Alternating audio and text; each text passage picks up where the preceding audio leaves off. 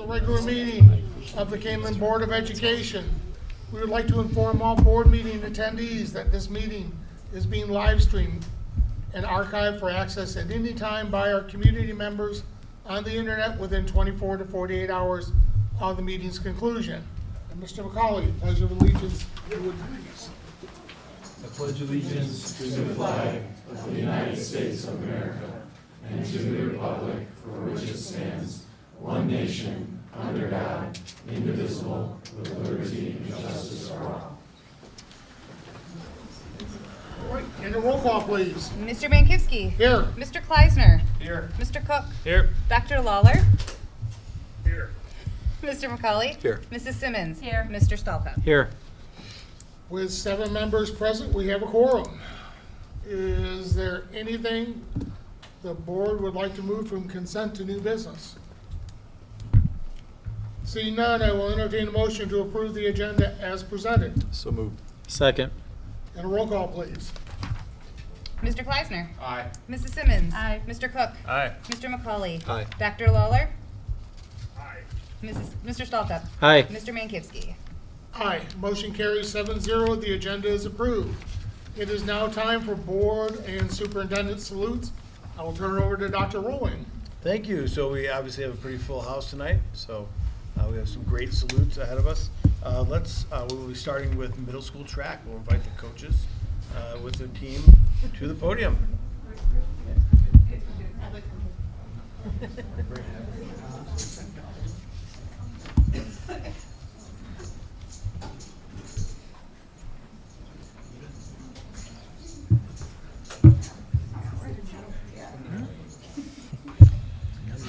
Well, I'm Zach Marnelli. I'm the middle school track head coach. I have 2 other head coaches. One is not here tonight, but the other one is Rachel Rebsum, and Alyssa Galvin is not here. I want to start by saying thank you first to our athletes this season. They did a fantastic job seeing their progression. Them buying in, their hard work every single day makes our coach's job so enjoyable, and why we keep coming back and keep doing it. Next, I want to thank the parents for a fantastic season. It's not hard. It's very hard, I'm sorry, to be there every day at 4:30 to pick up your athletes and then travel 2 to 3 times a week and be at the track meets. But you consistently show up for your kids, and we love to see it. They also kept us pretty stocked for every meet, and water and Gatorade and snacks, and made sure their kids were taken care of. So it is greatly appreciated. I also want to thank my fellow coaches, like I said, my fellow head coaches, Alyssa Galvin and Rachel Rebsum, along with my assistant coaches, Morgan Getchell, Jack Taylor, Jackie Hagan, and a special thank you to Kendall Lawson, because she makes my world go round during track season. She fields all the emails because I'm just horrible with technology, and I wanted to make sure you were pointed out, so thank you. And last but not least, I want to thank Patty Patterman, our athletic director, who just recently retired. I was Patty's first class 20 years ago, so to be able to work with her now and see her go out, she made our lives so much easier. She took care of our jerseys and all the administration part of track, so it allowed us coaches to just coach. So thank you, Patty. For this season, we had 120 7th and 8th graders come out for track, and we had an additional 50 6th graders. So on Wednesdays, when our 6th graders would join us, we had 170 kids. If it was raining, we were all in the gym. So it was pretty chaotic at times, but we loved it, and they all worked great together. Our athletes did a great job of buying in once again. They saw tremendous growth. We saw huge PRs throughout the season, and we even saw some of our school records fall that have been, school records for the last 20 years or so. Some highlights were our 7th grade girls taking 2nd place in conference. They also took 2nd place at sectionals. And our 8th grade boys took 2nd place at sectionals as well. At the end of the year, we qualified 16 athletes for state, and we also brought 5 alternatives with us.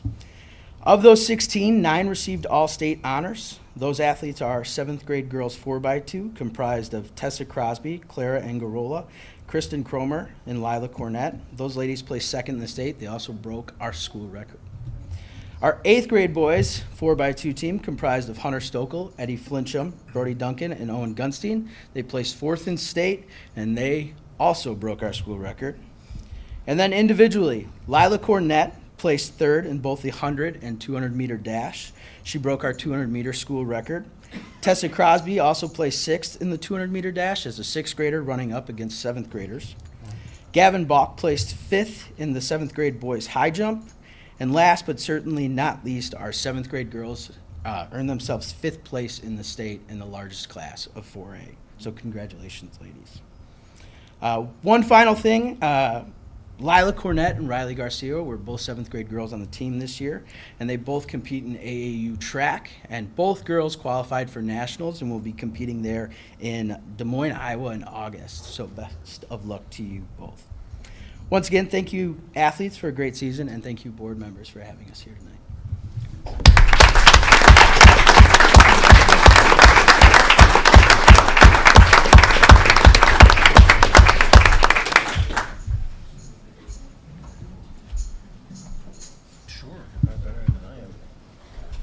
All right, fantastic. I can see some coaches' eyes getting big hearing those results. So now we'll move on to high school spring sports, and I'll ask Mr. Rollman to come to the podium.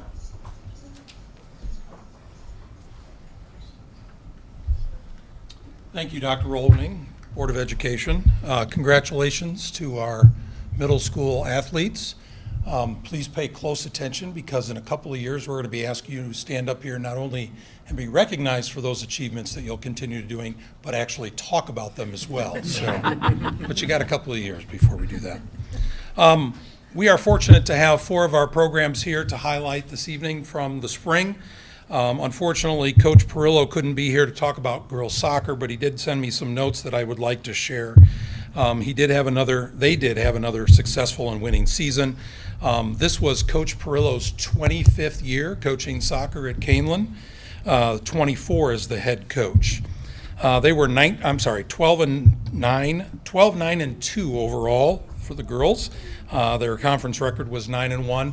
They shared the title once again with Sycamore, which seems to be a continuing theme for us in boys and girls soccer. So they lost in the IHSA series 2-1 in double overtime this year. So really good season.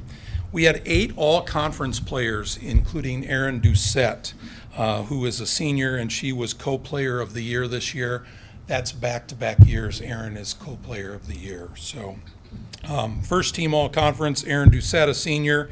She was, again, like I said, the 2-time All-8 Conference Player of the Year. Senior Kira Lilly, senior Adriana Warrington, sophomore Corinne Favor, and sophomore Taylor Mills were all first team all-conference. And then we had 3 other athletes that were honorable mention all-conference, junior Maya Heller, freshman Arden Stoddard, and junior Sophia Rosati were also on the all-conference team this year. We are also very proud that out of the 25 ladies that were on the girls soccer team this spring, 21 of them were named to the Interstate 8 Conference All-Academic Team. They were either at 3.5 to 4.0, which makes you academic all-conference. There were 15 of those 25 girls that met that rank, and then another 6 girls that were at the 3.0 to 3.49 GPA makes them honorable mention academic all-conference. So they are certainly getting it done in the classroom as well as on that field. A couple of individual highlights that I'd like to share. A senior, Kira Lilly, will be playing at Lake Forest for the Foresters next year while she's studying business and data science. And then senior Erin Doucette was named to the Illinois High School Coaches Association All-State team. This is her second straight year as an All-State player. She is only the second boy or girls soccer player ever to be named All-State twice in our history. She'll be playing at Lewis University for the Flyers next year while she studies exercise science. So those are our girls' soccer highlights. At this time, I'm proud to bring up a couple of our varsity boys baseball players.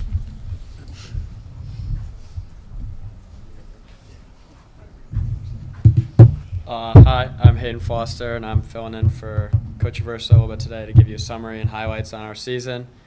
So first, the baseball program had a very successful year throughout all 3 levels. The freshman team featured 19 players this season and worked through a tough schedule. and giving all of our players many opportunities to compete in all of our games. The freshmen won the Interstate 8 conference title, going 24-7-1. Then the sophomore team finished second in the Interstate 8 and had an impressive overall record of 19-4. The varsity team was 16-15-1 this year and won the conference title at 10-5 in conference. Then some highlights for the team. The baseball and softball teams had another successful joint fundraiser to raise funds for the spring break trips. Both baseball and softball played in highly competitive tournaments in Panama City Beach and Myrtle Beach. While once again it did snow back home. And then we had 6 players named to the all-conference team, 1 honorable mention, along with multiple players named to all-area, 1 player being second team all-state. And then we had 12 players named to the Interstate all-academic team, and then 6 to the honorable mention for all-academic.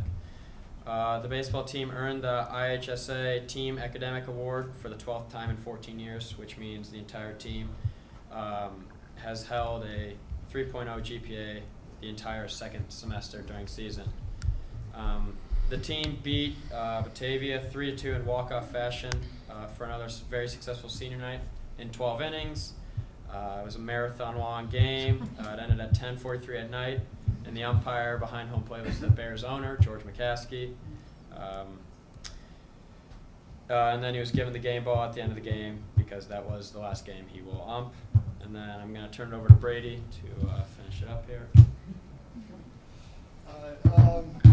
Again, for the senior night game, we also set an IHSA record for 6th all time in IHSA history with 20 strikeouts thrown in one game, which happens when you play 12 innings. But the game featured 6 pitchers who recorded at least 1 strikeout each, led by Hayden Foster with 8. It also included Jack Fry, Trevor Lupella, Caleb Newton, Nicholas Warner, and Kaneland Baxley. Of the 10 seniors on the team, 5 of them will be going to college to continue their academic and baseball careers, while the other 5 will be moving on to be full-time students and productive citizens and great young men in the community. Some individual recognition is senior Hayden Foster, who is continuing his education and baseball career at Purdue Northwestern. He was Interstate first team all-conference, Daily Chronicle all-area, second team all-area, King County Chronicle all-area honorable mention, and ICA all-star baseball game participant. Senior Aiden Wilden, who is continuing his education and baseball career at Elgin Community College, was also first team all-conference, first team all-area for Daily Chronicle, all-area honorable mention for Beacon News, and all-area honorable mention for King County Chronicle. Senior Brady Allstott will be continuing his education and baseball career at Benedictine University. He was first team all-conference and first team all-area for the Daily Chronicle. We also had senior Jack Fry, who will be continuing his education and baseball career at Illinois Race Playing Club. He was first team all-conference for Interstate 8, and he was all-area honorable mention for Daily Chronicle. We had sophomore Kaneland Baxley, who was first team all-area for the Daily Chronicle, first team all-area for the King County Chronicle, first team all-area for the Beacon News, and second team all-state. He also tied the school home run record in the season as a sophomore with 8. We had junior Christopher Warner, who was all-conference Interstate 8, first team, and Braden Boyer, who was also all-conference honorable mention. Some team awards that were voted on by the team were MVP for offense was Kaneland Baxley, MVP for defense was Brady Allstott, most improved was Jack Fry, MVP pitcher was Hayden Foster, Mr. Kaneland was Kaneland Baxley, and number 41 Jeff Malwig Award was Trevor Lupella. Coach Versa would also like to recognize his coaches, Coach Hallahan and Coach Brandonicio at the freshman level, Coach Chirok and Heinley at the sophomore level, and Smedley and Coach Clayson at the varsity level. He thanks them for all their hard work this year, especially while he was recovering.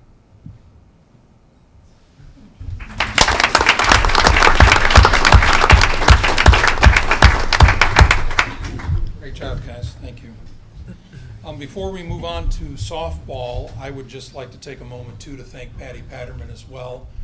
When she stepped in, we had regular meetings, lots of great conversation back and forth over the last few years as she took over for Tom, and we had great communication, and she was on top of a lot of things, and makes it much easier, and the communication back and forth when, of course, people will just randomly call us and say, hey, what about this middle school track meet? And it was very easy to get a hold of Patty and find out that information so we could relay it back to those parents and so forth. So thank you, Patty, and enjoy your retirement. At this time, Coach Kiefler, and I believe you have a player that's going to speak.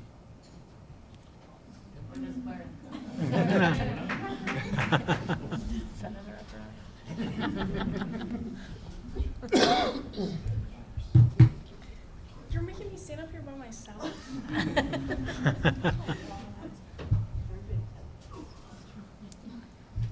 All right, I'll start for you. Thank you. The first time that I had to come up and speak at a board meeting, thank you very much for having us here and giving us the opportunity to recognize our kids. The first time, David, I think it was the first year David Rollman was the athletic director, and he says you're gonna have to go to the board and speak and tell them and give them a season update. And so I don't speak in front of people too well. I don't know. He says it's really easy. There's 8 or 9 board members. There's like 5 or 6 people in the crowd. Well, that night it was KEA teachers stand-in. There was 180 people here in the building. So it was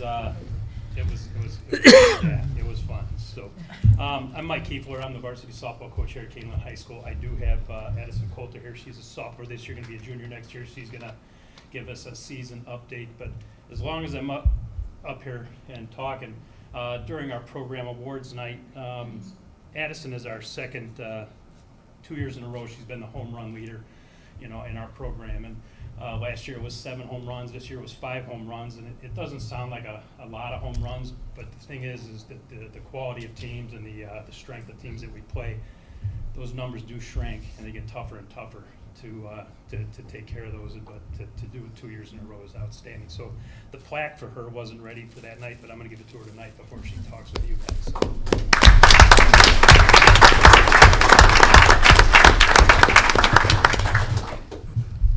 Overall for softball, we had some pretty successful seasons. Varsity finished 18-13-1, and JV finished 7-12. Our conference record was 5-5, with 5 out of 6 teams ranked in the top 10 in 3A, including us. We were ranked 8 in state for 3A.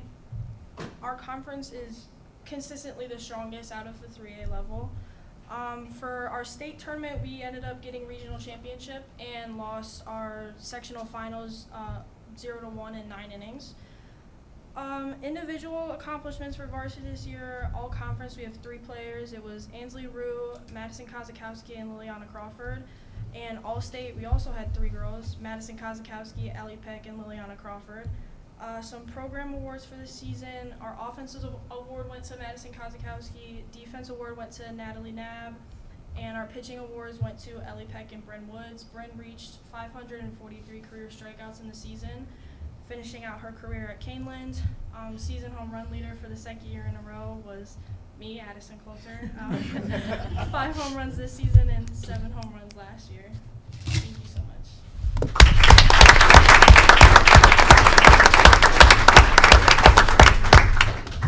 Coach, help me out with this one. At one point, I remember you texting me this in the middle of the day. I think out of 6 teams, did we have 4 or 5 of our conference teams were ranked So in the state? 5 of the 6 conference teams have been ranked in the top 10 all season long.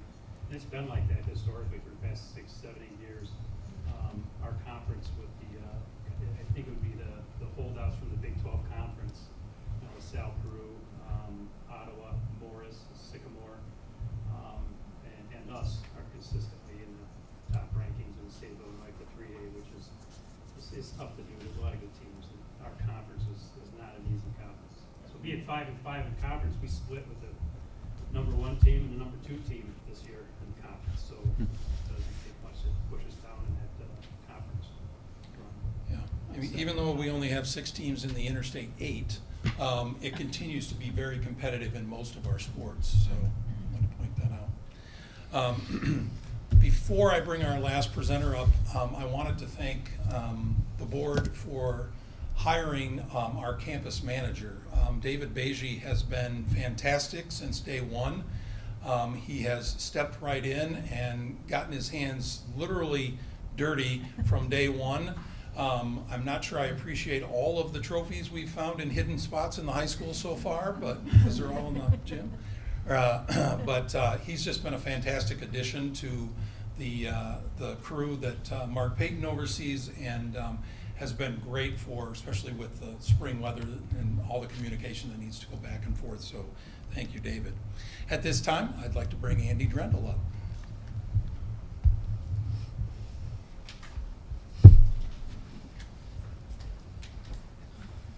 Hi, I'm Andy Drendel. I'm the head boys track coach here. 3 years ago, when I came here and spoke on the condition of our track, I didn't really see a light at the end of the tunnel, and now that we have a brand new facility on top of passing a referendum, that's just an absolutely phenomenal job. Thank you guys for all the hard work you've done to get that. That's absolutely phenomenal for all these kids here for the future, so thank you very much. We had 94 athletes out this year, so it was our largest group post-COVID. So we had 94 boys out, and our season runs pretty much from January to May. We're really training right after Thanksgiving break. And I steal a phrase from my dad. He always used to say at the end of the track season, boys, we've been around each other long enough. And this summer, guys are still working out, and I'm not pulling them out there. It's been a lot of fun. And so really, we've been training all of June, and we'll keep going into July. And keep preparing for next year, because I've got truncated a lot of what I'm going to share here. So we broke 10 school records. Okay, it's the most we've ever broke, which is a record in itself, I should say. We broke the freshman shot put record. Brandon Lewis, he threw it just over 50 feet. Number 2 freshman in Illinois, number 27 freshman in the United States. Record was 52 years old that he broke. The freshman 4x1 and 4x2 team of Gary Cockcroft, Josh Cummings, Tim Boris, and Braden Vest Jones both broke those. Till next year, maybe, fellas.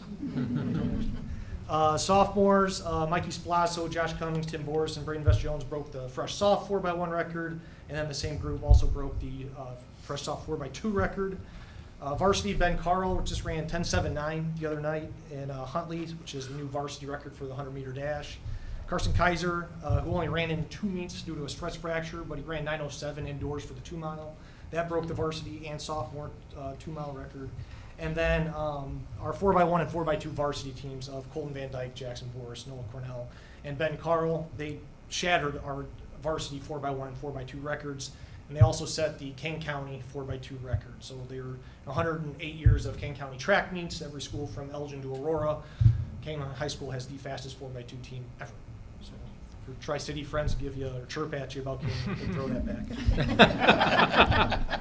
At the state meet, there's 18 total events, and the high school level, we qualified in 14 of the 18 events, which is tied a program record right there. We had Griffin Seaton qualified in the long jump and triple jump, Evan Olp in the high jump, Brandon Lewis in the shot put, Trevor Myhar and Rocky Phillips in the pole vault, which is 44 years in a row we've qualified a pole vaulter to the state meet, which is also a record.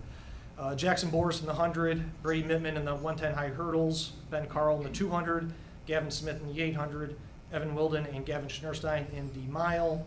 The same 4x1 and 4x2 team of Van Dyke, Cornell, Jackson Boris, and Ben Carl. 4x4 team of Colton Van Dyke, Joey Shook, Gavin Smith, Jackson Boris. And our 4x8 team of Evan Wilden, Gavin Schnurstein, Nathan Kowalczyk, and Joey Shook. Out of all those athletes, we did have 2 relays place second. The 4x1 took second, ran 42.04. 4x2 ran 127.20. They were from me to the end of this table from winning it. It was really tight. It was awesome. And then Gavin Smith took 5th in the 800. Our 4x2 and Gavin Smith in the 800 also qualified for the New Balance Nationals, which they ran in last week. So, thank you. Yeah.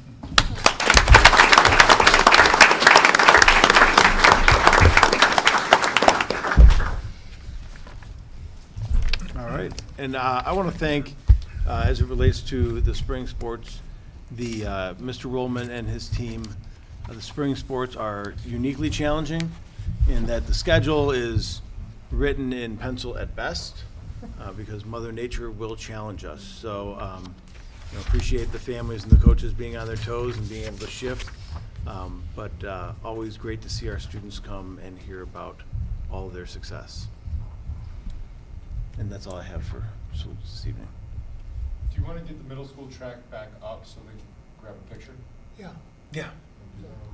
Middle school track, can you come back up?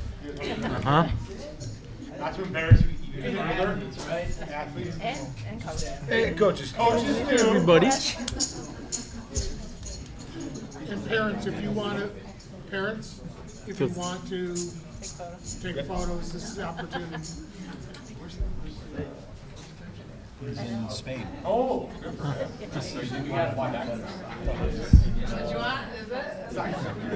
I know.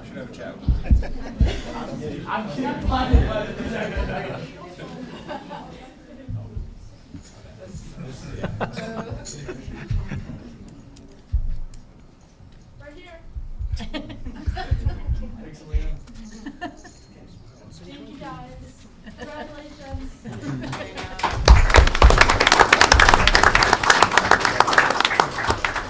Everybody else though, right? We're good? Okay, cool. Thank you for doing that. Listen, the doors are now locked. Everybody's staying for the entire meeting.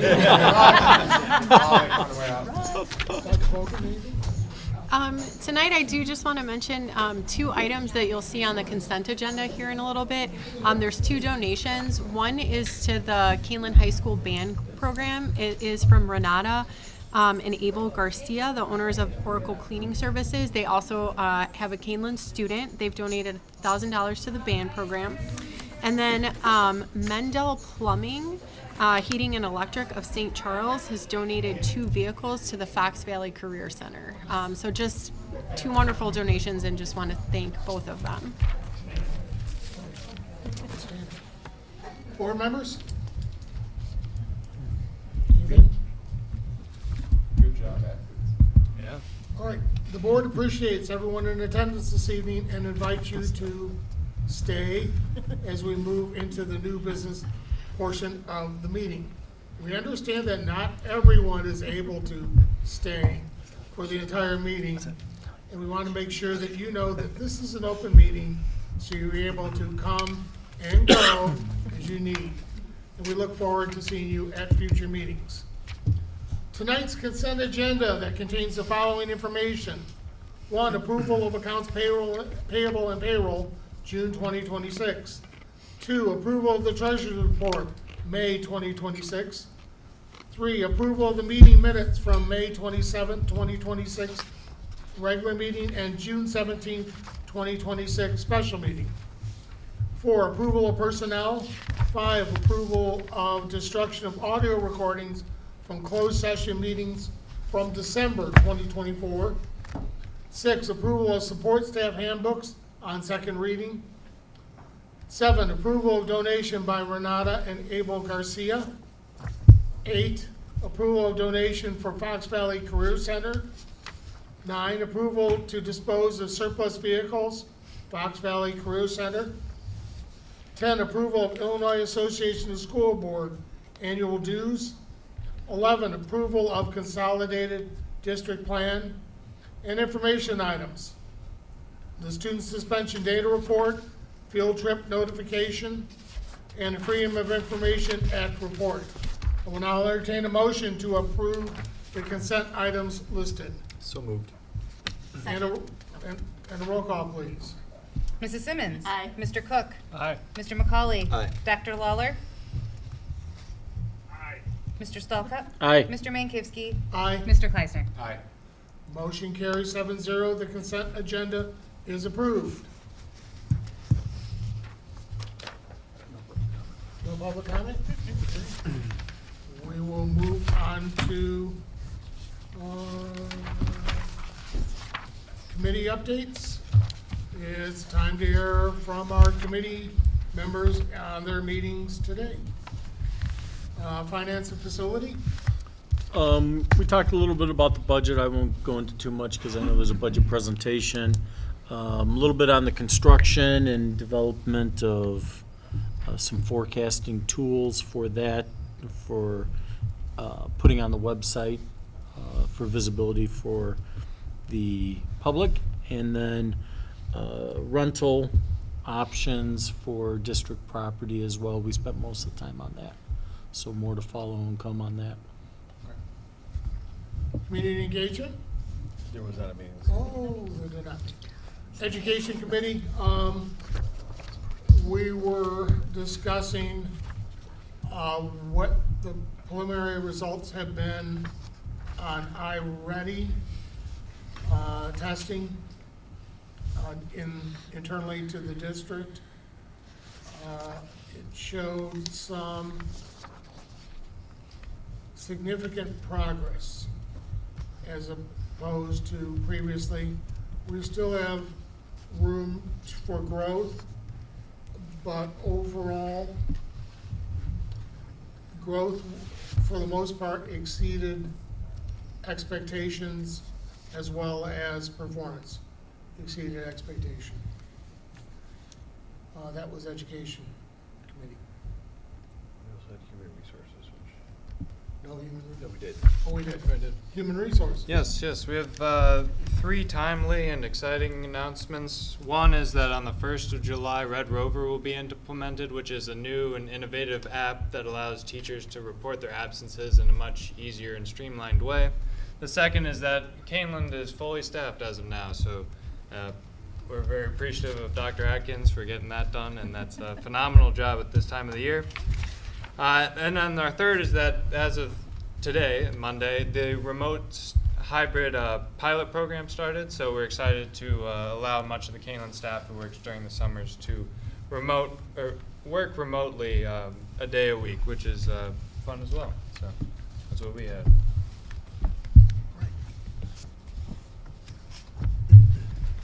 All right, we'll move into new business. The first item of new business is the public hearing and approval of the 2025-2026 budget amendment. As a reminder, I will open the public hearing. We'll have a brief overview from Dr. Bogan. I will then open for public comment, and after public comment, we will close the hearing, and the board may then have a discussion. Dr. Bogan, if you please provide more information. Yeah, so as we previously discussed, this year we switched our special education transportation contract from Safeway, since they were unable to fulfill the contract, to First Student. Because of that change, there was an additional cost that we had talked about previously, and so the budget amendment is to reflect the additional expenditure, the additional cost to the district. And so the total amount that the budget is being amended is $792,589. That is the only portion of the budget for the year that is changing. So it's specific to the one line for that contract. This amendment isn't for new programming and isn't for additional services. It is strictly to align the budget with actual expenditures that we knew that we were going to incur for this year. So it brings the overall total expenditure budget to $116.7 million. So.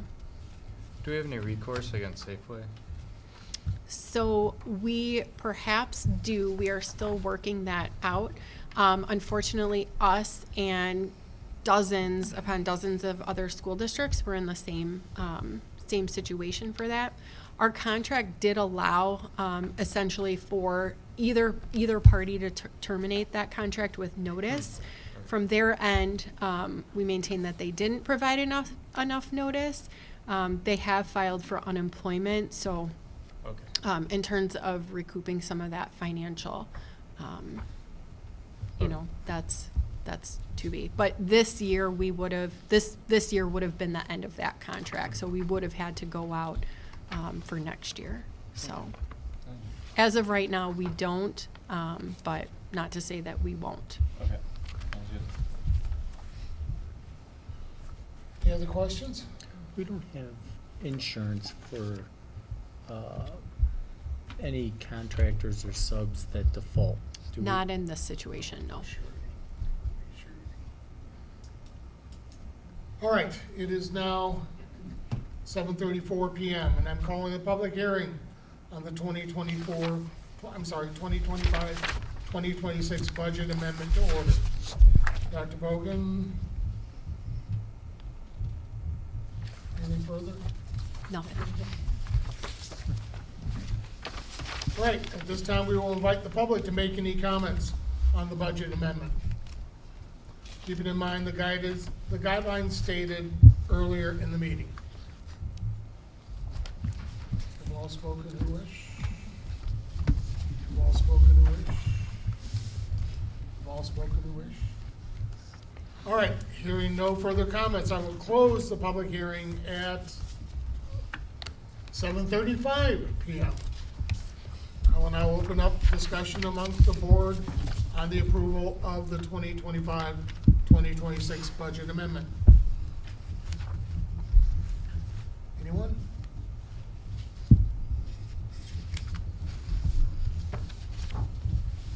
I will now entertain a motion that the Board of Education approves the 2025-2026 budget amendment as presented.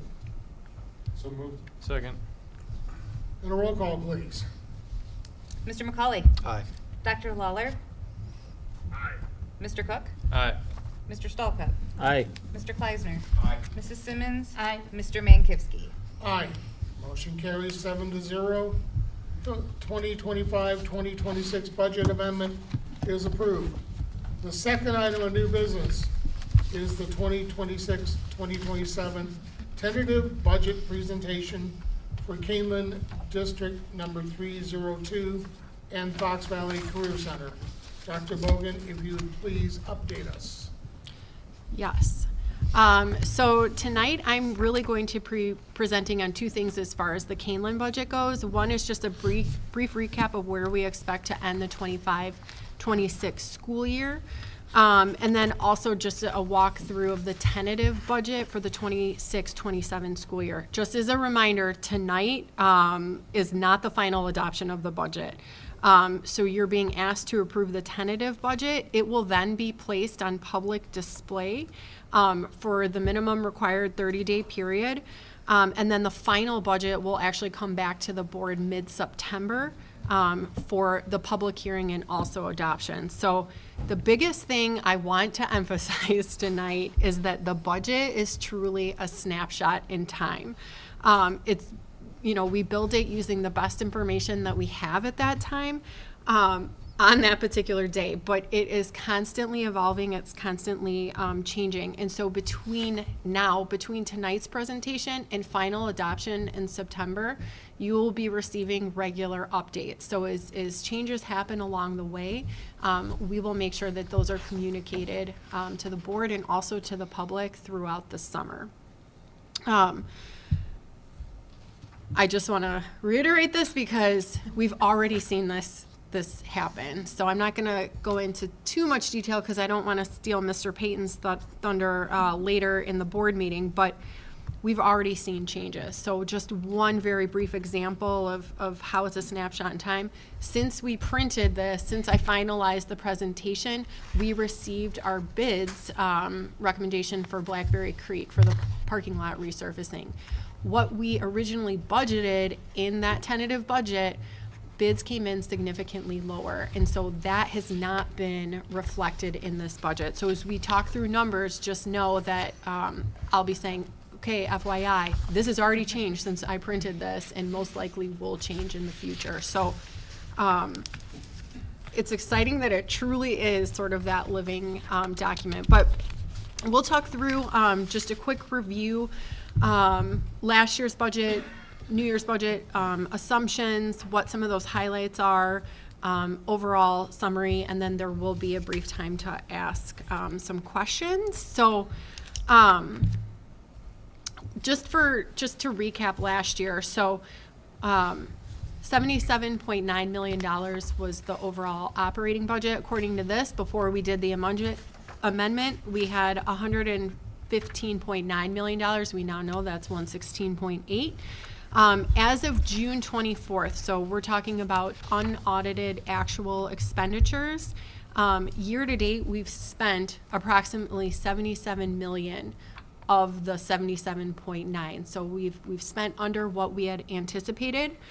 Out of that number, we've also received less than we anticipated, and we'll talk more about that in a minute. Student enrollment We did see a decline this year, 1.3%, approximately 50 students than we had in the previous year. We are monitoring enrollment very closely, so that will be part of the conversation when we talk about budget, when we talk about positions for next year. Any of those enrollment changes will be brought to the board as we go through. And then just to recap in terms of where one of the big things for last year, as far as increases for staff that was reflected in the budget, it was 4.37 for speak. I'm sorry. For why I feel like I wrote this incorrectly. I'm sorry. For KEA members, speak and non-speak staff was approximately 5, and then administration saw an increase last year of approximately 3.42%. The district this year, we were allocated 7.5% for EBF spending. I do want to point out that we have not received our final payment. So when I originally wrote this presentation, we were still waiting on $334,000 from the state. That has since come in, but it is not reflected in this. We were also waiting on several mandated categoricals. In that amount totaled approximately $1.1 million. So there we've received one regular ed transportation payment, and then we did receive another special ed transportation. There are still 2 more payments that if you go on and you look at the comptroller's office, they have been sent, but they have not yet been vouchered. So we do anticipate receiving those payments between now and August 30th. So when we go to our annual audit, those funds will be reflected in this fiscal year. So we do anticipate as we go through, you'll see on the next part I have on here, it says that currently we have an operating deficit. We're ending the year negative $2.1 million. So what we spent versus what we've received in revenue, but we know already that there's approximately $1.4 million not yet on the books that we know that we're getting. So that number again has already dropped. Any questions so far?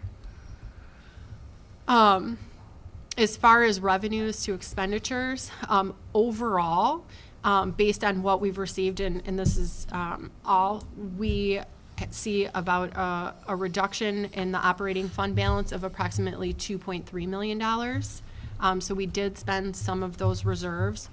Again, mandated categoricals, we've already talked about. We've got about $1.4 million outstanding. On the revenue side, we did receive less in other areas that I do want to point out because you'll see it later when we talk about FY 26-27.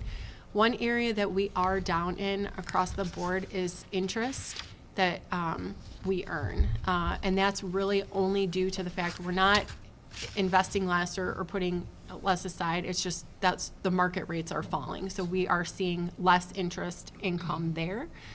We will see it tick up over the next year and probably the year following because we will be earning interest on our new bonds related to the referendum. But that money will go in back to the referendum to paying down that debt. So we can't use those earnings somewhere else. It does have to go back to debt service. Spending though, overall, we are also down in what we spent this year to what we budgeted. So approximately $1.6 million less in expenditures than was budgeted overall. One of the largest areas is actually in operations and maintenance. You're gonna see we saved money this year. We didn't spend about $675,000 this year, but you're gonna see we're spending that in the year coming for much needed repairs. Ed fund was another area. We were down approximately 1.3%, and then just a little bit under overall in transportation. So when we think about, yes, we spent much more than we originally anticipated for the special ed transportation, but transportation overall underspent by about $121,000. So overall, good there. I think the biggest area was in salaries and benefits. Benefits, we saw some, what I want to say, big wins this year for the district. We are a self-funded plan, and so we actually did very well on our claims, and so that did benefit the district, almost $750,000 there. And then the other area was in supplies. We've also done a good job managing supplies. So sort of switching to where we were to what we're looking at for the upcoming year. This year, right now for tentative budget, the tentative operating budget is $81.9 million with a total tentative budget. This is going to be a big number, so it is accurate, but $186.3 million for the 26-27 school year. So everything from operating budget, that also includes our debt service, which is about $12.4 million. That's the payment we make on our bonds every year. And then it also includes our self-insured insurance program, which is about $14 million a year. And then there's another large chunk that you're seeing in there this year, the $90 million for the bonds that we are closing on in just a couple of weeks here are reflected in this budget. So with all of those things in there, that's why we have such a large number this year. Operating revenues, right now, we are expected to be at approximately $80 million. So approximately $2.6 million more than last year, but we still are looking at about a 1.9 operating deficit, and then overall, the deficit is about $1.4 million. So again, though, snapshot in time, like already from the first sentence that I made to the second sentence, we've already knocked off about $200,000 off of that on one item. Some positives here. Where is that deficit coming from? And I just realized I'm not clicking through this, so you guys can't follow along. Very sorry. This will also be posted online. But the education fund is projected to have an approximate positive balance of revenues over expenditures by about $414,000. Operations and maintenance, that's where our deficit is coming from. We're looking at about $1.5 million in operations and maintenance and approximately $977,000 in our transportation fund. There's a couple reasons for that. Operations and maintenance, we know that we had saved a little bit this year. We know that we have projects that we need to spend for this upcoming year that were planned. They're essentially referendum adjacent that we know that we need to get done. The other area, though, the transportation fund, this is directly related to the amount of revenue that we receive from those state mandated categoricals. Unfortunately, this year the state is prorating those categoricals, so instead of receiving the 80%, which would be fully funded, right, we would get 80% back of eligible expenses in the transportation fund from the state. They're prorating that. So for regular education, it's going to be about 71% of 80, right? So we're not getting 71 instead of 80. We're getting 71% of the 80. That's the proration. And then unfortunately on the special ed side is where it really hurts. It's going to be approximately 61% of the 80% proration. And that is directly related to our deficit. So we are looking at how do we address this, not just in the short term, but how do we address it in the long term? We talked a little bit about one of the things we've already locked in next year. We know that we're getting our 5 one-year-old buses, right? We took a year off, but really looking at how we make those purchases. Do we always need to rotate on that same cycle? There might be years when we don't need to do that because our buses are in really good shape. And so working very closely with our mechanics, with our transportation department to really determine what's appropriate for that year is going to be extremely important, not just in the 27-28 school year, but moving forward. Also looking at other options instead of doing trades. I know I've brought up before, do we pursue an auction route?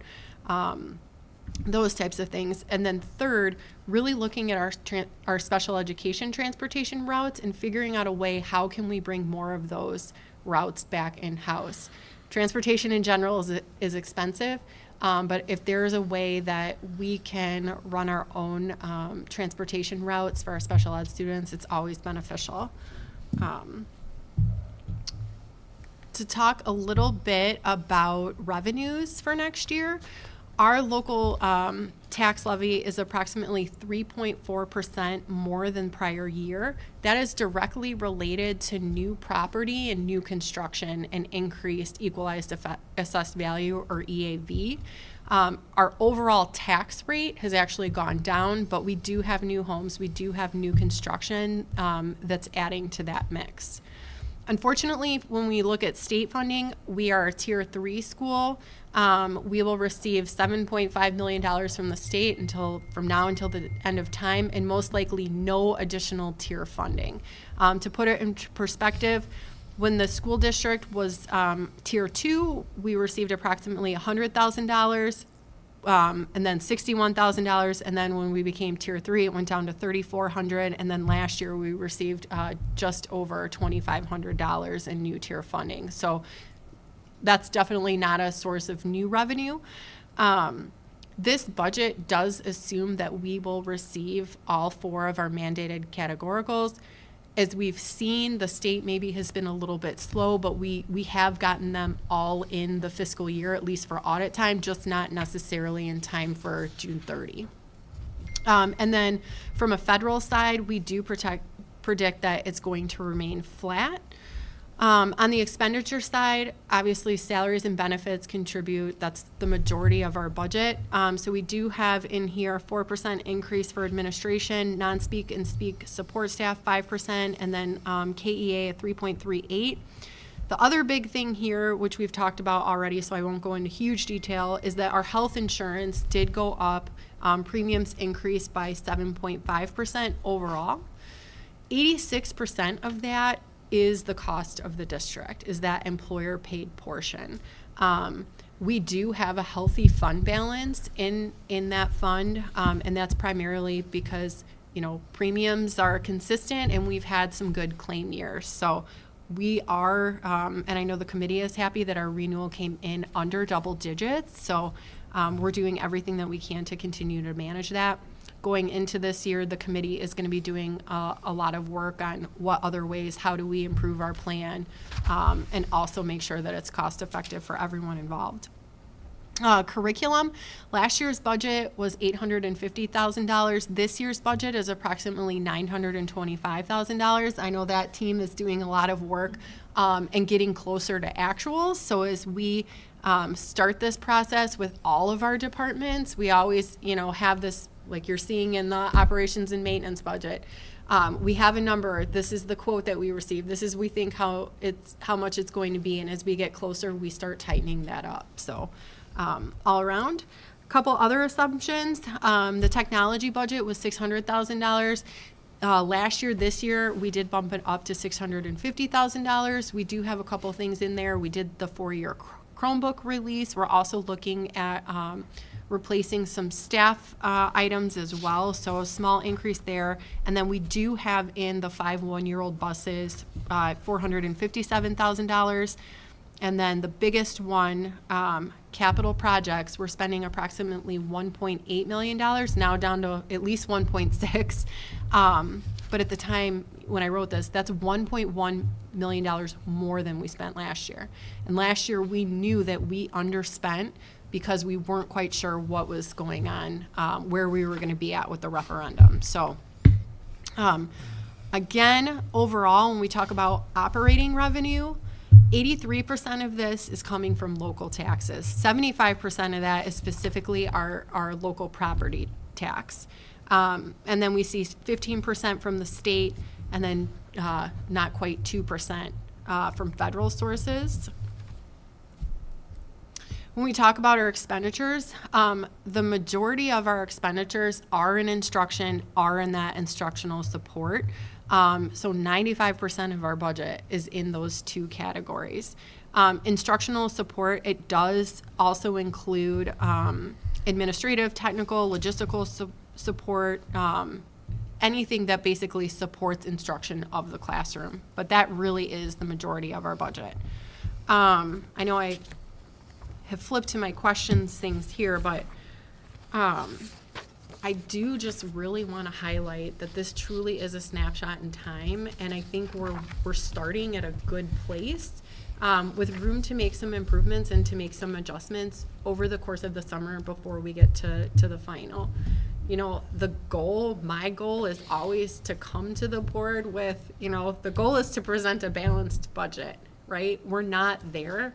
And so how do we make adjustments? What can we do to help get us there is always the goal. But I feel good about, what I'm presenting tonight, all the work that has gone into this by our buildings, by all of our departments, by all of our staff to get here. So looking forward to the process.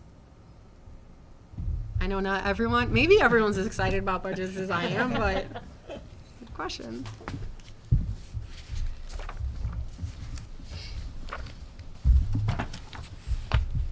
Discussion?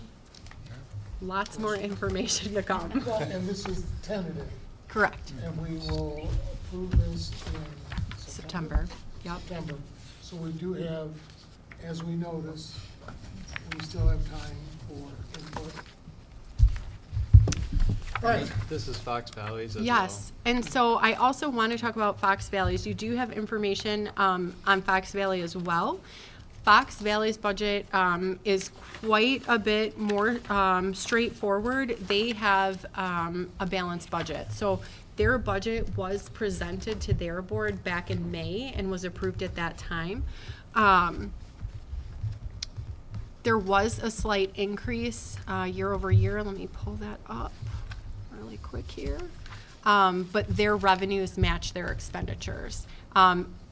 There will be some changes throughout the year with their budget based on enrollment needs. So Mr. Gosh will make those adjustments, and then those updates will also be included for the board as well. Let me see if I can pull this up. Any discussion, questions? I'll entertain a motion that the Board of Education approves the 2026-2027 tentative budget as presented. Second. And a roll call, please. Mr. Stolkup. Aye. Mr. Mankivsky. Aye. Mr. Kleisner. Aye. Mrs. Simmons. Aye. Mr. Cook. Aye. Mr. McCauley. Aye. Dr. Lawler. Motion carries 7-0. The 2026-2027 tentative budget is approved. The third item of new business is discussion and approval of the builder's risk insurance proposal. Dr. Bogan, if you'd please provide more information. Yeah, so I know this is an area where we have had significant discussion on as well. We did work with our insurance partners to go out to bid with Gallagher Insurance to develop a proposal and go out to bid to get proposals from different companies for builder's risk. So we did receive 4 proposals. CNA, Zurich, Alliance, and AXL were the 4. It was very close in terms of pricing when we looked at all of the proposals. It ranged from $187,000 to just under $200,000. Really, the biggest thing was differences in coverage, differences in deductible structure, what would be most well suited for what we're seeing as a multi-phase project here, and also the cost. And so with that being said, we did walk through all of these with Gallagher, and based on Gallagher's recommendation and the review of the proposals, we are recommending that we go with AXL for their proposal in the amount of $199,787. We felt that it offered the most comprehensive limits, whether it was for major catastrophic events such as flood, earth movement, but also had the most favorable coverage when it came to things like faulty workmanship. It also had a very competitive deductible structure, and just aligned with the multi-phase project, so that we didn't have to carry sort of all of the projects as we go through this whole thing. So we are looking to get that put in place. But you do have a copy of all of the proposals. I know it is small in the packet, so it was also shared digitally. And that really probably is the best way because you can zoom in instead of looking at my tiny little boxes on one page. But in terms of pricing, they were all very similar, and also all of the proposals were under what we initially had budgeted for. So in our baseline global budget, when we first thought, okay, what type of coverage are we gonna need? We very conservatively, in the referendum projects, budgeted $400,000 for this. And so that was sort of like the all-in worst case scenario. You know, project gets stretched out to 3 years, you know, all of that stuff. Because we used, here's the actual sequencing of the projects, this is the real timeline now. That's why there was such a big difference between where the proposals came in, and like I said, they're all very close to what that budget was. So. Is this insurance is mandatory for construction projects? So it is not, like, I don't want to say that it's not legally required. We don't, you know, there's not something, but this would be a standard operating procedure that we should definitely have in place. And it's in our contract with our vendors. Correct, that we would. Somebody's gonna provide it. Someone would provide it, correct. All the companies are admitted? Correct. Well, Excel isn't admitted, it's not E&S. Correct. Excess and surplus, it's Yep. independent carrier, okay. And there's no significant self-insured exposure? No, and that's where I would Well, say. Yeah, that's where. Correct. That's probably where the self-insured retention So and exposure would be, right? let me get you an answer on that. I No, don't want to but I mean, speak out of turn, but. It smells that way, you know, and they're all admitted, well, Axel is an admitted company. Correct. We're not going, okay. Any other questions? I will entertain a motion that the Board of Education approves the builder's risk insurance proposal with Axel, the district's referendum construction project, in the amount of $199,787. So moved. Second. And roll call, please. Mr. Kleisner? Aye. Mrs. Simmons? Aye. Mr. Cook? Aye. Mr. McCauley? Aye. Dr. Lawler? Mr. Stelkup? Aye. Mr. Mankivsky? Aye, motion carries 7-0. The builder's risk insurance proposal is approved for $199,787. Before that, in the new business is discussion and approval of the bid for KBK parking lot. Dr. Bogan, if you'd please provide more information. Yes, I'm actually going to turn it over to Mr. Payton to talk to the board about this one. Okay, good evening. If you asked me 2 weeks ago if I'd be standing here with this bid finally complete, I would have thought you were nuts. But our engineering firm, Gable Hamilton, has been really put through the ringer by multiple challenges related to permitting on the referendum projects. And this just kept getting pushed later and later in their ability to complete for us what they did. They got it done. And it ended up being very favorable for us relative to what we had budgeted, previously requested from the board. You can see on the board report here, we got 4 bids. I was really surprised we got that many. There was a significant range, ranging up from close to what we budgeted all the way down to the amount that we're recommending here tonight. And I'm grateful for the budget relief that this is going to offer us, significantly lower than what we anticipated. They are aware of our timeline. Gable Hamilton has vetted this company and indicated they understand the timeline and are prepared to deliver the new parking surface for us at Blackberry prior to the start of school. So, are there any questions on this. This is complete removal from where the parents drive in and where the bus drop off is and where the teachers It's a park. complete resurface. Okay. Yes. I mean, like how far? I mean, you're going down pretty.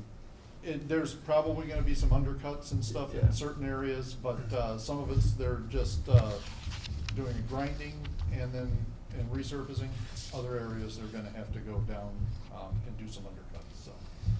Particularly in that, front, I guess what would be Where the front, where the parents. lot, Okay. yeah. Is there yeah. going to be any width or any difference in the parking lot, the parking spots, or just everything's pretty much going to be relined the exact same? No new Yeah, it's all gonna design? be relined the same, Okay. yeah, just new surface. Okay. Questions, discussion? We'll entertain a motion that the Board of Education approve the bid and award of the contract for the Blackberry Creek Elementary School Site Improvements Project to Geneva Construction Company in the amount of $461,292.40. So moved. Second. And a roll call, please. Mr. Cook? Aye. Mr. McCauley? Aye. Dr. Lawler? Mr. Stolkup? Aye. Mr. Mankivsky? Aye. Mr. Kleisner? Aye. Mrs. Simmons? Motion carries 7-0. The Geneva Construction Company bid has been approved for $461,292.40. The fifth item of new business is the data analytics and reporting initiative information. Dr. Bogan, if you'd please provide more information.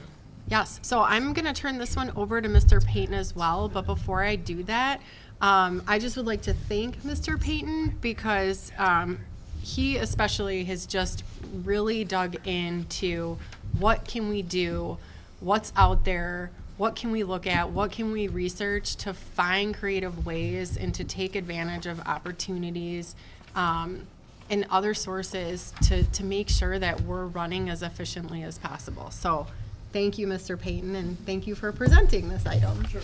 I'm going to invite Mike Rogers up with me. Mike is the person in the maintenance department that handles all our building HVAC. His job title is energy manager, so he did largely that includes managing the HVAC systems for us. Back in the fall of '25, Mike and I were introduced to this company, Data Wrangler, through Becky Thompson from Nania Energy, who is the company that helps us purchase our gas and electric. So she introduced us. We had multiple meetings over the last half of the school year with this organization. And we did some vetting. Mike helped me vet them as well in terms of what they could do for us and what the opportunity presented meant to the district.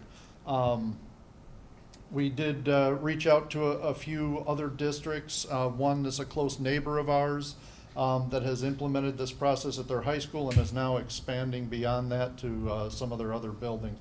It's not a great fit for smaller buildings, but larger buildings like the high school, it makes a lot of sense. And what they're doing is installing a little bit of hardware on all our electric feeds and monitoring our usage virtually real time and making recommendations to us to how to manage that system better, our electrical systems. The electric bill is not just a bill for power. There's transmission charges and distribution charges and things like that. And there's ways that you can operate your systems that impact that and hopefully minimize some of those costs. So that's a large part of what Data Wrangler does, is they'll analyze how you're using your power, when you're using your power, things like that, and make recommendations for you to make adjustments that will impact the bottom line, not just in the amount of power you use, but when and how you use it. So they'll be communicating with Mike and I on a monthly basis. There's a scheduled in-person meeting once a month, and they'll review everything for the previous month and make suggestions that then Mike will primarily be in charge of implementing. vetting and implementing. So if it doesn't make sense for us, we won't necessarily do it. But that'll be a large part of Mike's job going forward. Some of the nice things about this is it's also going to include monitoring of our solar energy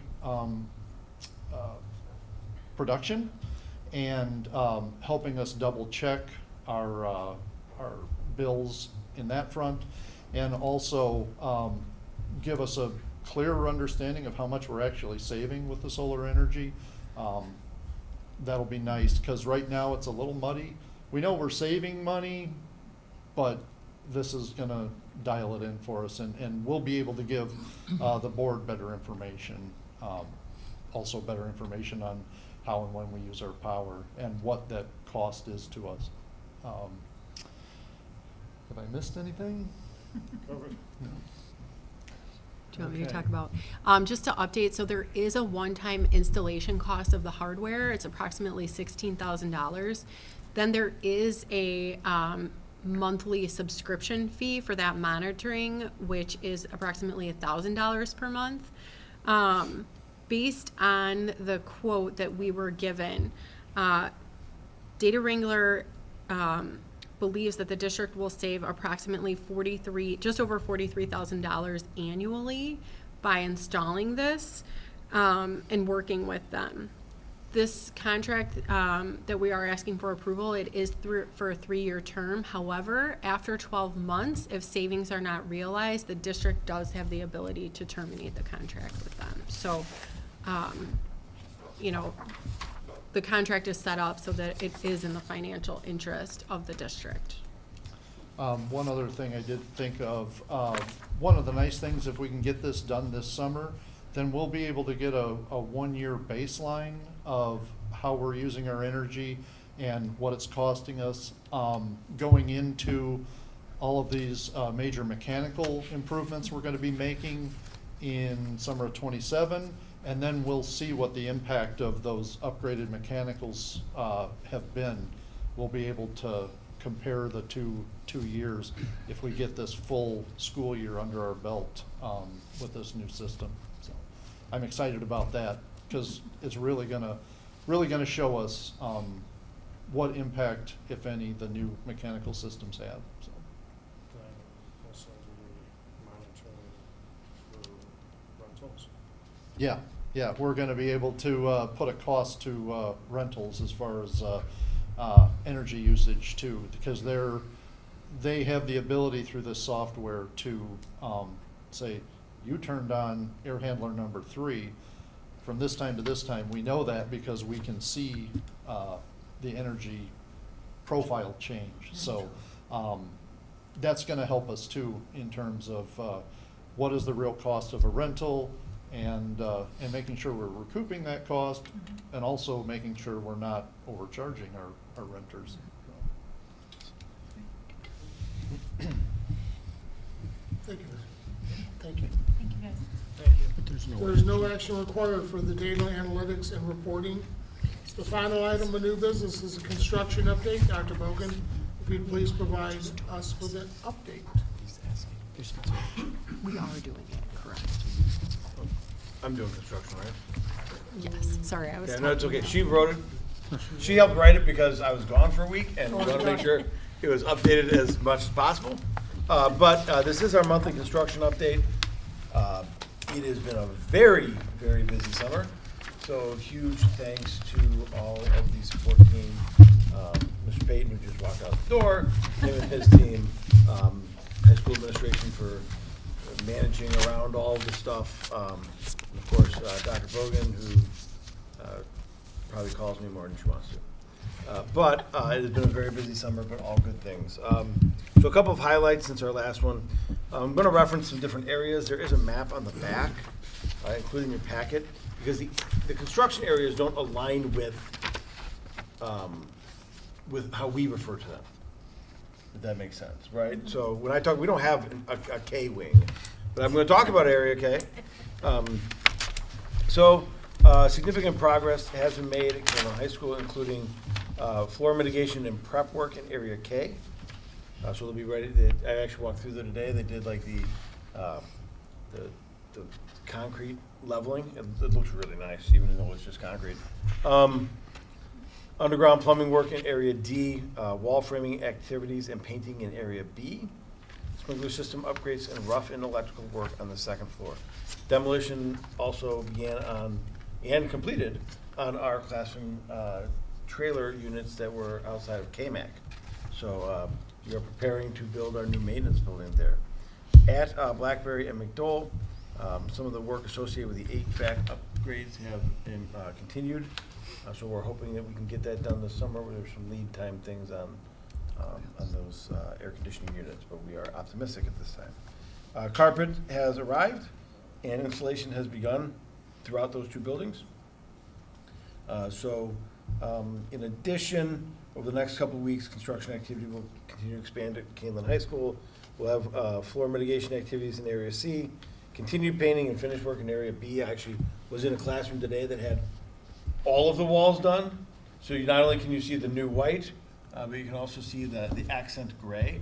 And it looks, even though we don't have ceilings or floors, or really anything else, it looks really nice. So super excited to see that. Electrical rough-in work in areas C and E, drywall installation for walls and soffits, and HVAC duct installation in area E. Additionally, we're doing some underground utility work and demolition in areas C and E following the completion of our asbestos abatement. Finally, one more thing I want to add on to is while the playground, so if you're listening at home, please pay attention. While the playgrounds at our elementary schools may look completed, they have not been inspected. Some of our, especially at Shields and Stewart, the surfacing is not done. So we are asking the community to refrain from using them at this time until further notice. We want to ensure safety, but the installation of the new equipment has been completed. So if you want to drive by and look but don't touch, please feel free to do that. They have like fencing up and like do not cross tape and stuff, right? We did, and So then it's it not- came down, and I believe it's back up. Stones took it down? Got it. So, finally, we will be setting up some opportunities for board members to come visit the site in a manner that does not violate OMA. So, we'll do some, we'll do 2x2s, with the opportunity to walk through. It looks very much undone, but that's the way it's supposed to look right now. So, very happy with the updates. Any questions?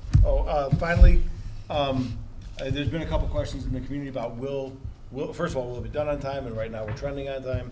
And then like for the high school, will we be able to have those traditional welcome back, freshman orientation, drop your stuff off the day before? Right now we're trending. If we stay on schedule, all of those things will be able to be completed. If there are adjustments that need to be made as we get closer, we'll be sure to communicate all those things to the community so that we can prepare. So, but right now we are trending on pace. I say nervously and confidently at the same time. At some point, are we gonna do like an open house, open to the community members to walk different things? I think we've had more discussion about doing that next year when it's really complete. We do have an open house for our for our parents and things like that. I think really waiting until we have the field house set to go, waiting until all the work in the foyer is done and all of these other things, I think is probably more of a benefit. And then the stadium will have some sort of an opening night. That timeline is a little bit different. Anybody else? For the next update or the one after that, would we be able to get pictures? Yeah. I mean, I know they're on Facebook and everything. but Yeah, I'd we'll like to see 'em. we'll get some pictures for the next one. Perfect, thank you. Feel free to check out my videos. I've been told I look dashing in a hard hat. I've heard otherwise. All right, with that, there's no action required for the construction update. It is now time for Superintendent Board report, Dr. Rowland, do you have anything to share? Yes, I do. A couple of quick things. School is out, but we continue to be active. High school, summer school has concluded. We had approximately 150 students attend to earn credits towards graduation or complete ESY. Summer athletic camps have been going strong throughout the break and will continue through the month of July. For most of our sports, this is what's referred to as the dead week, so we don't have practices, workouts, things like that for most of the sports. At the last board meeting, a question was posed about student screen time and looking at possible adjustments. We're currently working on devising a process to effectively measure what the reality is related to screen time at Kaneland when we return in the fall. So understanding not just kind of what is the perception, but what is the reality. By understanding what is actually happening in the classroom, seeking out staff input, we will be able to bring more informed recommendations to the board. So look for some details on that in the upcoming board updates. And then finally, I want to recognize that this is Fran Eggleston's last board meeting. And so I'd like to turn the podium over to her at the end of my report.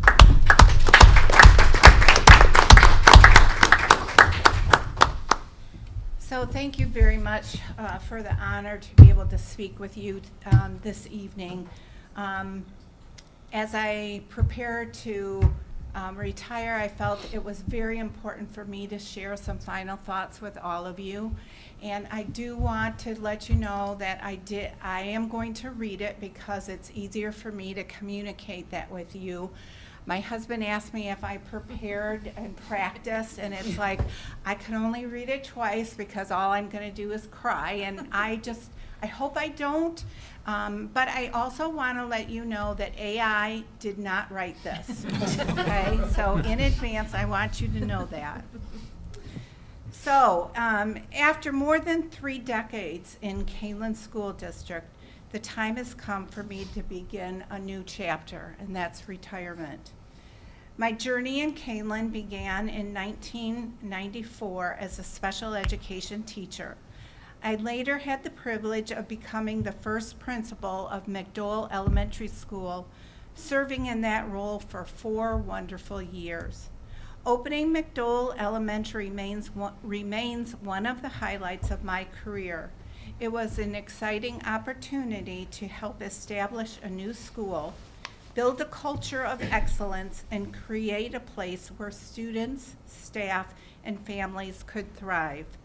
What makes that experience even more meaningful to me is that it occurred during a year when I was personally facing significant medical challenges.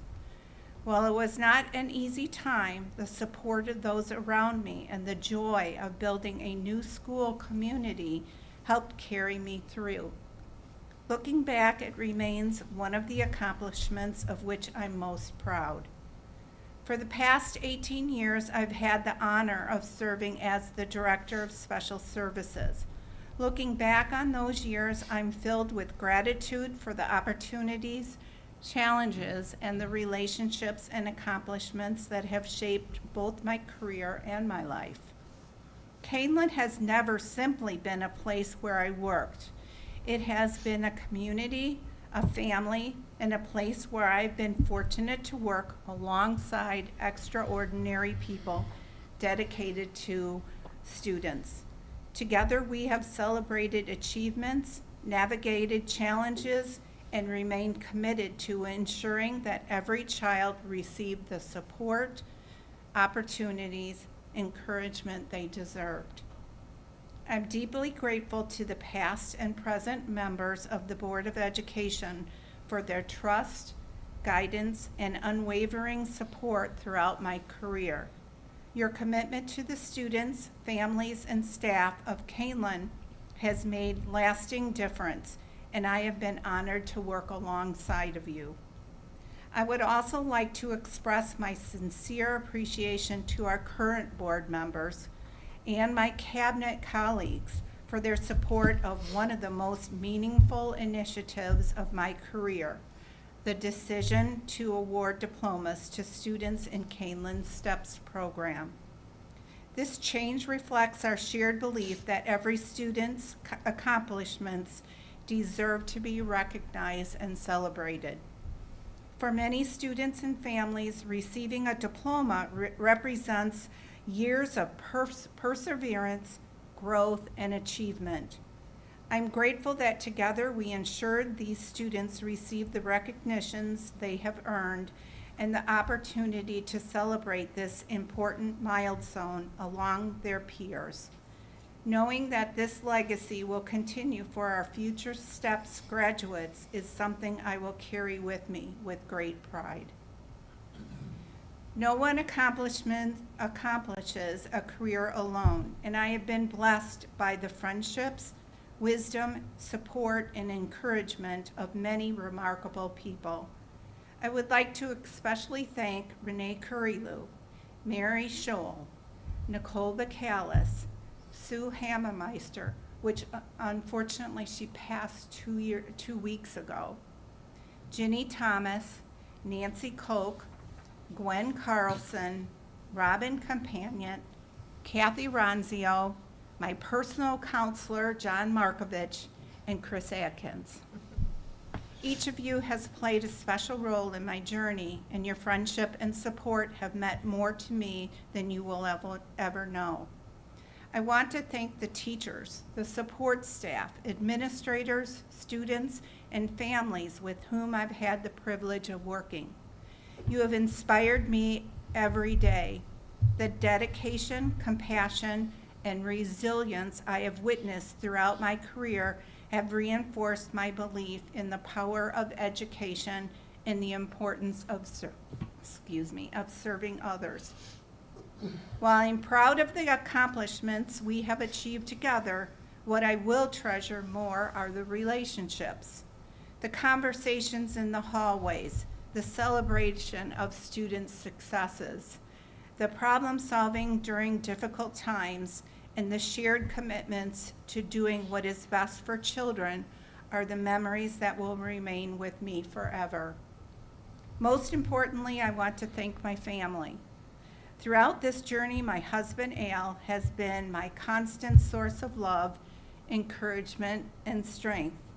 He has celebrated the successes, supported me through the challenges, and always believed in me even when I doubted myself. I'm equally grateful to my children, Tracy, Carrie, and Kyle. I hope they're watching. They have shared in the sacrifices and the joys that come with a career in education, and their love and support have been one of the greatest blessings in my life. Any success I have achieved has been possible because of the foundation they provided. As I reflect on my years in Kaneland, I'm filled with gratitude. Gratitude for the opportunities I was given, for the students whose lives touched mine, for the colleagues who became dear friends, and for the leaders who placed their trust in me, and for the community that allowed me the privilege of serving. While leaving is very bittersweet, and I put in very, I do so with a full heart. It has been one of the greatest honors of my life to serve the students, the families, the staff of Kaneland School District. I leave knowing the district's future is bright because of the incredible people, now I can't read it very well, people who continue this important work each day. Thank you for allowing me to be a part of Kaneland's story. The memories, friendships, and shared commitment to students will remain with me always. Thank you for your friendship, your support, and the opportunity to serve. It has been an honor of a lifetime for me. Thank you very much, Kaneland.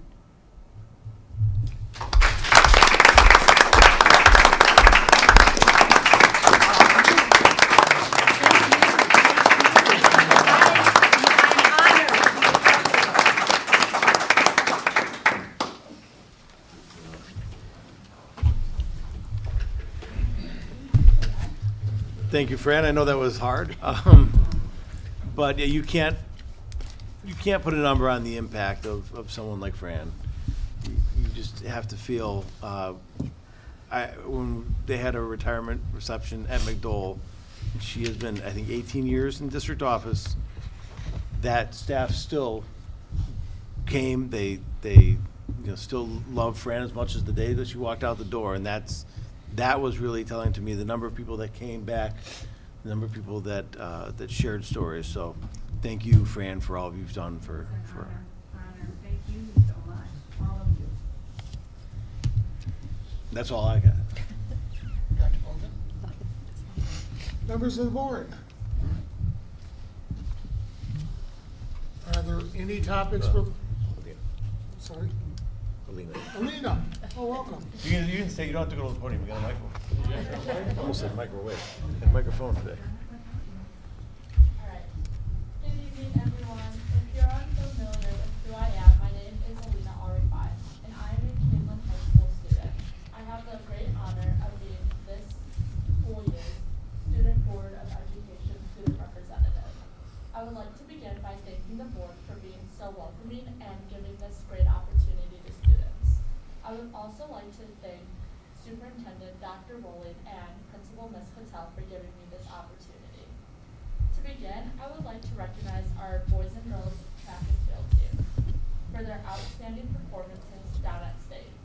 The girls team sent 5 athletes to the state finals at Eastern Illinois University. Junior Amani Meeks competed in long jump. Junior Kyla Schultz competed in shot put. Senior Grace Moreno competed in pole vault. Senior Peyton Haywood competed in high jump. And Senior Delaney Barron competed in pole vault. Delaney placed a 6th place finish in the state with a jump of 3.45 meters. Moving on to the boys team, both the 4x1 and 4x2 relay teams made up of juniors Colton Van Dyke and Ben Carl, along with seniors Noah Cornell and Jackson Bors, finished as state runner-ups. They recorded times of 42.04 seconds in the 4x1 and a minute and 27.20 seconds in the 4x2. Along the way, they also broke 2 school records and many more that Mr. Jenville spoke on about. Junior Gavin Smith also had an outstanding performance at the state meet. He placed 5th in the 800-meter run with a time of a minute and 53.51 seconds. On May 23rd, our softball team defeated Belvedere North 6-1 to capture the regional championship. Their season came to an end in the sectional championship with a hard-fought 1-0 loss to Prairie Bridge. I had the opportunity to attend the regional championship at Belvedere North, and it was incredible to watch the determination that these ladies had all night. The team finished the season with an impressive overall record of 18-13-1. Our baseball team season came to an end on May 23rd with a 3-1 loss at Kettle Morin. The Knights finished the season with an overall record of 16-15-1. Congratulations to all our athletes on an outstanding season, and I look forward to seeing what the next season brings, and wish all our teams the best of luck. At the beginning of June, the Kaneland Chamber Choir traveled throughout Germany on a 10-day performance tour. During their trip, they performed in historic churches and visited many of Germany's historic landmarks. This experience gave students the opportunity to share their singing while learning about the great country of Germany.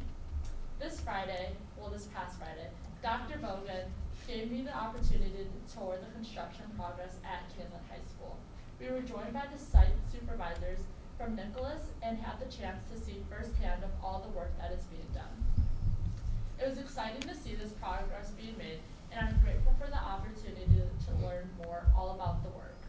I look forward to watching the construction through videos and online marketing with all these great opportunities and additions that this will provide for Kaneland students and the community. I would also like to thank the Board of Education for making this possible. All of the commitment and time will benefit current students and generations to come of future Knights. That concludes my student report for this evening, and I appreciate this opportunity to share these updates with you, and I hope everyone has a wonderful evening. Thank you. Thank you. Very good. Welcome to the board. Thank you. Anyone else? Are there any topics for future agenda that the board would like to discuss? Seeing none at this time, it is now time for the second round of public comment. Seeing none, we will close public comment. The Board of Education is scheduled for a closed session to discuss Illinois Open Meetings Act, Section 2, sub C, sub 1, where there will be no action taken following the session. Therefore, after the vote to go into closed session, the recording of tonight's meeting will be concluded. I will entertain a motion to go into closed session to discuss Section 2, sub C, sub 1 at 8:35 PM. So moved. Second. And a roll call. Mr. Mankowski. Aye. Mr. Kleisner. Aye. Mrs. Simmons. Aye. Mr. Cook. Aye. Dr. Lawler. Mr. Stallcup. Aye. Mr. McCauley. Aye. Okay, do we need a break or?